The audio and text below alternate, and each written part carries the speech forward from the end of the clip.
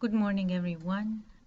This is a recording of the exam, the first midterm exam, a solution for it, so you can review it before you take the makeup. The first sheet,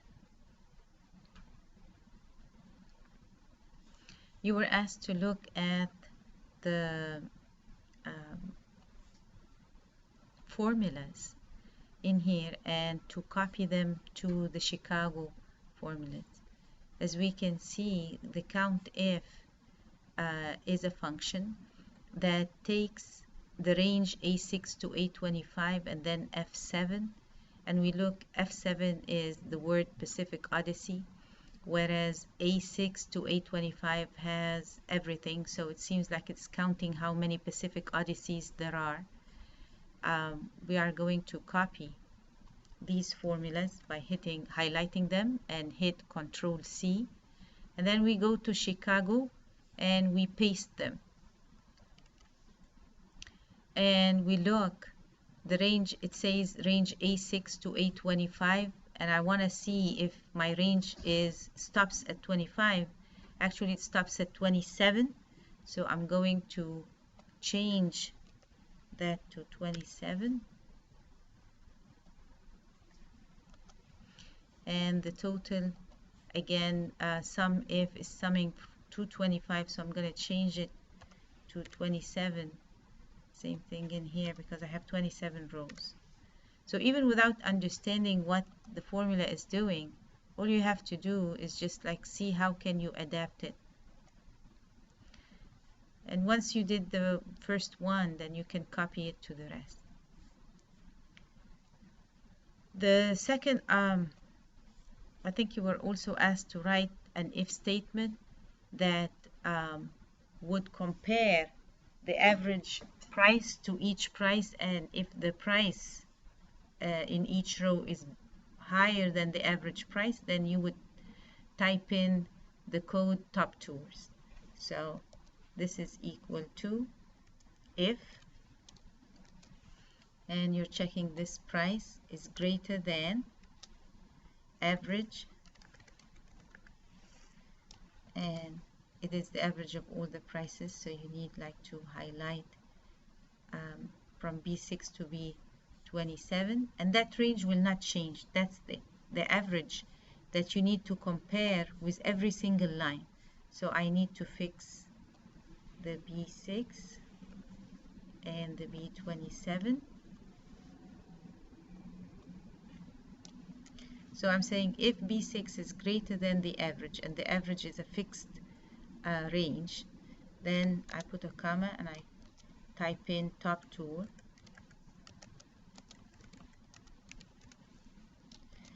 and I have to put another comma and put, even if I don't want to write anything, I need to put an empty code. So because 1879 is greater than the average, then you have the top tour written, and you scroll down and you see all the ones that have a price that is greater than the average will have the word top tour beside them. Here I'm just adding the tours in both sheets, Miami and Chicago, so it is equal to, and I go to Miami and I highlight the tours sold and I hit the plus sign, go to Chicago and highlight the tours sold in there, and I hit enter. So there is a total of 8. The revenue again equal to, going to Miami, highlight the revenue plus Chicago, revenue for Chicago. And once you have it for the first one, then you can copy it to the rest. Now the percentages is a part over total, so I need to get the total first.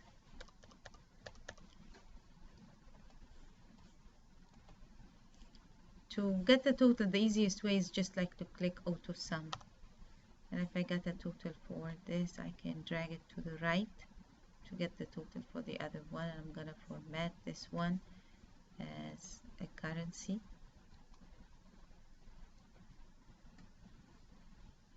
The percentage is equal to part divided by total. The total is fixed, so I'm going to fix it. So drag it down and you get the percentages for the whole column. Now going to the income statement, you were asked to create a column chart, so you have it already highlighted. You click on insert and here is the column chart, and it insert the column chart for you. All you have to do is just make sure that you have access titles. So here is the access title should be percent of customers.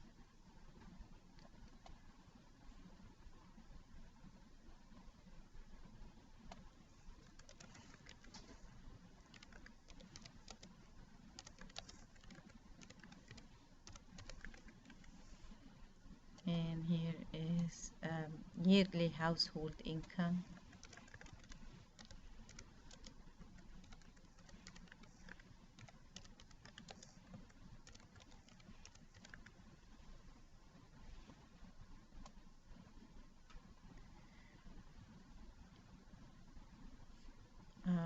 And that's all for this one. Then you go to budget, and in here you were asked to create a scenario that increases entertainment by 10,000. So remember, when you want to do a scenario, there are a couple of things you want to do. One is create two scenarios, one with the original values and the second one with different values, and then make sure that you name the cells before you run the summary report. So in here I'm going to click on data and what if analysis and scenario manager, and I will add a scenario and I call it original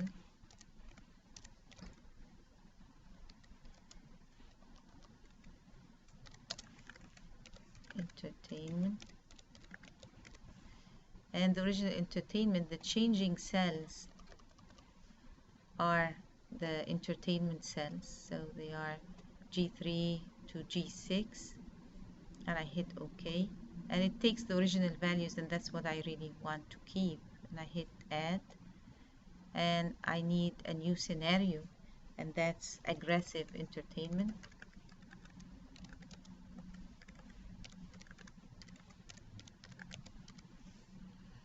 And again, the changing cells are G3 to G6, and this time you are going to increase them by 10,000, so it becomes 90,000, 91, 91, and 79, and 89, sorry. So you have two of them. Now, before I run the summary, I need to name all of the cells that are the changing cells. So I'm going to close this and I'll name this one US, and I hit enter. Canada, hit enter. UK,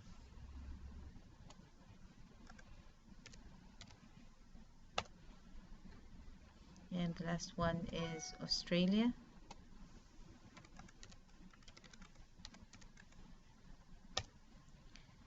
Okay, and I need to think, what is my result cell?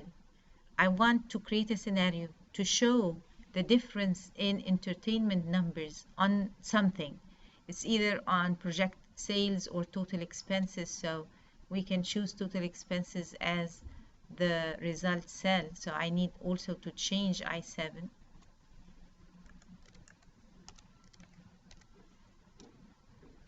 And remember, you cannot leave a space, so you have to put an underscore. And now I'm ready to run the summary report. So I'll go data, what if analysis, scenario manager, and I click on summary. and it says what is your result cell, and it is, right now it is J7. I'm going to change it to I7, and now I run it, and it shows the summary report. My changing cells are US, Canada, UK, and Australia, and I have an original entertainment number and aggressive entertainment number, and these are the effect on total expenses um, when I go to the aggressive. Usually we delete the current values column, and if you want you can also remove the note.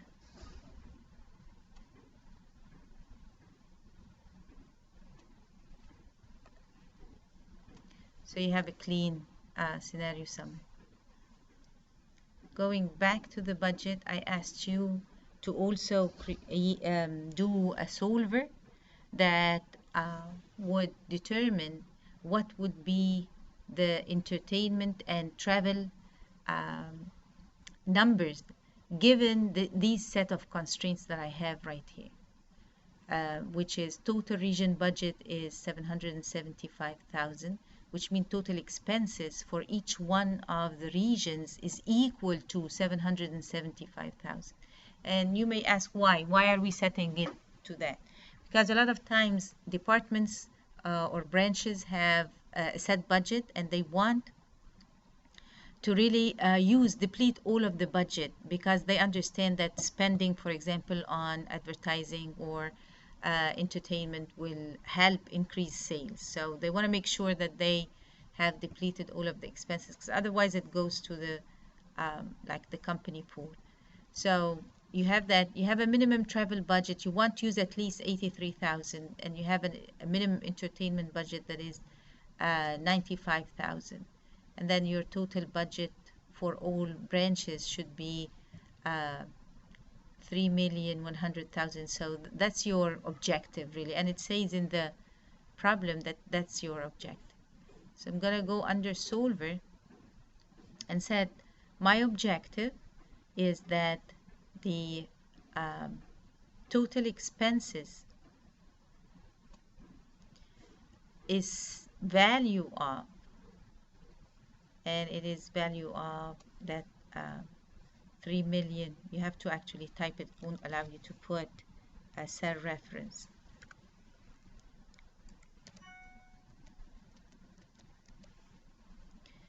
By changing cells, we want to change entertainment and travel, and we want to add a set of constraints.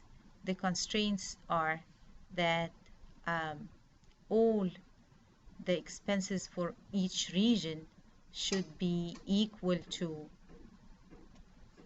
775,000.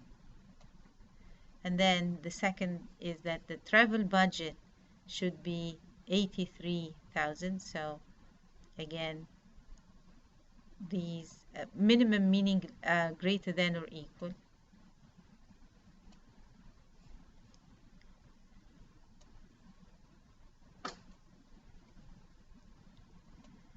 And then entertainment budget, again, you are highlighting these, should be greater than or equal to the 95,000. And the last one is that your total budget, and that's I7, should be equal to the 3,100,000. So you want to set your total expenses equal to 3,100,000, and you want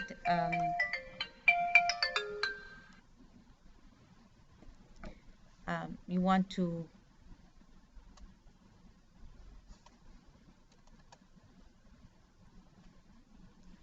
okay, once we have set the parameters, we have set total expenses as the objective equal to having value of 3,100,000, changing these cells and setting these constraints, then we are ready to solve.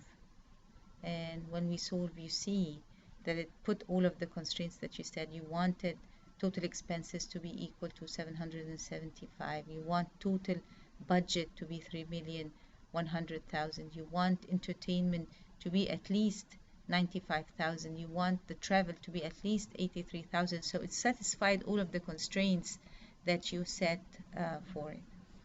Your last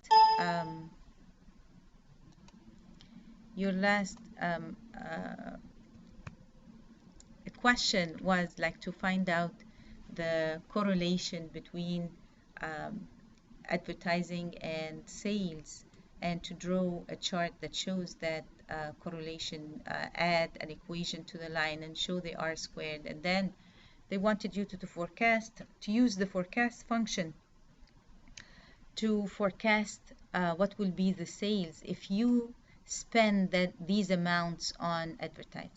So the first thing is to take advertising and sales, highlight both of them, and then click on insert. And remember that when you want correlations, the type of graph is a scattered chart, scattered X and Y. You have X and Y. So you have to choose that type of chart that shows the relationship between the two. So I can see that they are closely related. I want to adjust the axis because it's far away. I have nothing that is below 800 on the y-axis and nothing below 500 on the x-axis. So I need to adjust these axes, and I need to add the equation of the line and the trend line and so on. So you can either go with the plus sign, or if you have an older version, you can choose the add chart element. So here, for example, we are going like to add a trend line, and we'll go, and you see that there is a trend line right there. You see the options, and you want it linear, and you want more options,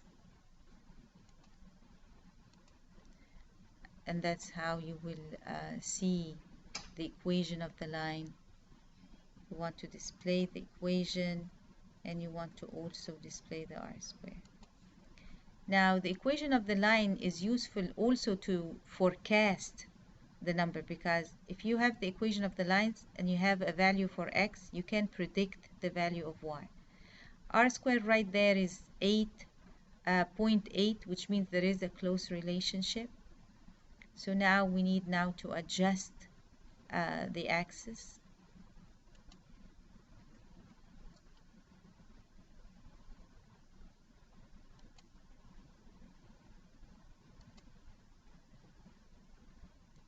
So here is my vertical axis, and I want to set it the minimum value to 500.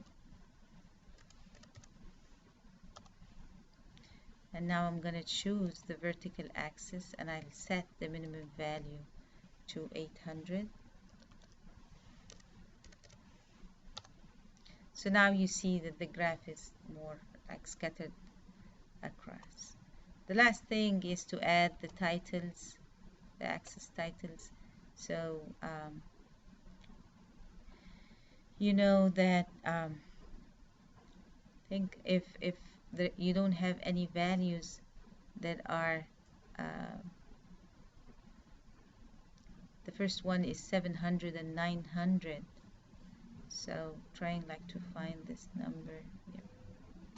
700 and 900. So the 700 is advertising, the 900 is the sales. So this is advertising.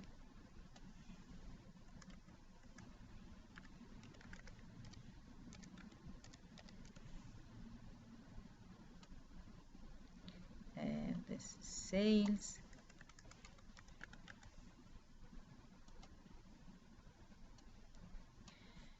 Your forecasted sales now, we use a forecast function. It is equal to forecast, and it tells you that you need to know what is the X value that you want to forecast the Y for, and that's of course the G6. What is your known Ys? So your known advertising, if this is your known sales. If X is advertising, then Y is sales. So your known Y's are these.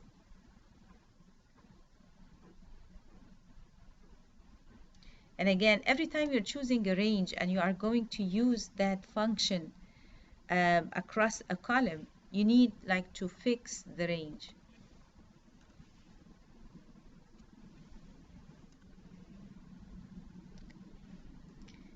And the last is your known axis, which is the known advertising, and they are the B6 to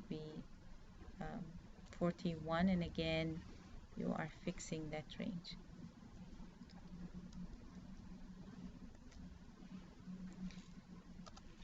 So for the first one you have a 933.74, which is actually very close to what you have right here. So the forecasting is doing a good job of forecasting a very close number. You can round it off if you want, or if you want to leave it. I mean, like for some statisticians, they want the accuracy, they want the significance. So, but if you want to remove the points, that would be it. Okay, I think, yeah, that's it for the exam. I want to show you, or I think I'm going to do another recording. Okay, thank you very much for listening.